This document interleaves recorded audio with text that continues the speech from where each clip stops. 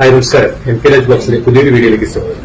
നമ്മൾ എത്തിയിരിക്കുന്നത് ചിറ്റൂരിലെ ഒരു കൂട്ടം ഫുട്ബോൾ പ്രേമികളെ രൂപീകരിച്ച ഒരു ക്ലബ്ബുണ്ട്, വിന്നേഴ്സ് അക്കാദമി. അവരുടെ കുറച്ച് വിശേഷങ്ങളാണ് നമ്മൾ ഇന്നത്തെ വീഡിയോ പങ്കുവയ്ക്കാൻ പോകുന്നത്. ഇത് വിന്നേഴ്സ് ഫുട്ബോൾ അക്കാദമി ചിറ്റൂർ.